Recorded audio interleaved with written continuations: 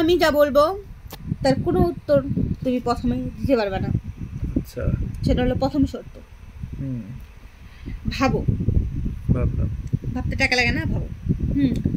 বাচ্চা জন্মানোর সাথে সাথে যদি 36টা 32টা দাঁত হইতো কেমন লাগতো? পূর্ণবয়স্ক। এইটুকু বাচ্চার ফুরুল দাঁত, দানব দানব লাগতো আমার কাছে। যাই হোক, তুমি বুঝলাই না ব্যাপারটা। আর মেয়েদের যদি ভরা গোপ থাকতো এইখান থেকে শুরু করে এইখান থেকে, তাহলে সৌন্দর্যের চাঁদের চাঁদ লেগে যেত না? তাহলে মেয়েদের থেকে ছেলেরা বেশি সুন্দর হইতো। এমনি মেয়েরা এমনিতেও সুন্দর না, অমনিতেও সুন্দর না, তবু আর কি ওই মানে যেহেতু দাড়ি গোপ নাই তো বলে যে না আছে, সুন্দর আছে।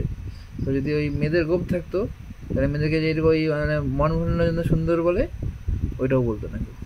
তোমার দাড়ি গোপ নাই, হ্যাঁ, তো তো তুমি নিজেকে কি সুন্দর মনে করো?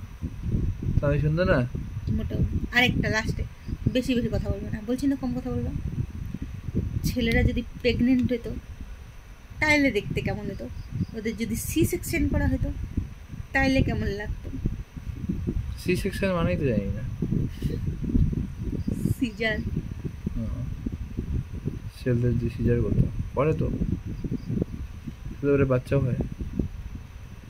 কবে, কোথা দিয়ে? হ্যাঁ, ওই যে হয় না, পেটে পাথর হয়। ওইটা এইটুকু একটা পাথর বার করতে তোমাদের দম বেড়ে যায়, এত বড় একটা বাচ্চা কি করে বের করবা? ওইটা ভাবো।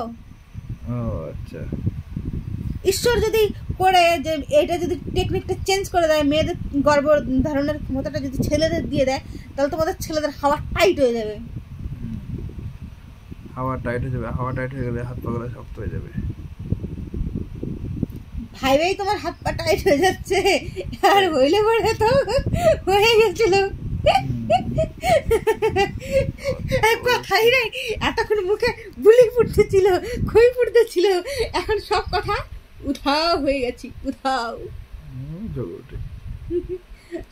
আমি ঝগড়াটি পৃথিবীর সব থেকে সেরা ঝগড়াটি অ্যাওয়ার্ড তোমাকে দিতে লাগে। কাদের? পৃথিবীর সব থেকে সেরা ঝগড়াটি অ্যাওয়ার্ড কাকে? তোমাকে। একে? হ্যাঁ অবশ্যই তোমাকে, একে অবশ্যই অবশ্যই অবশ্যই। এ নিয়ে একটা ভিডিও বানাইছি, দেখে নিবেন অবশ্যই।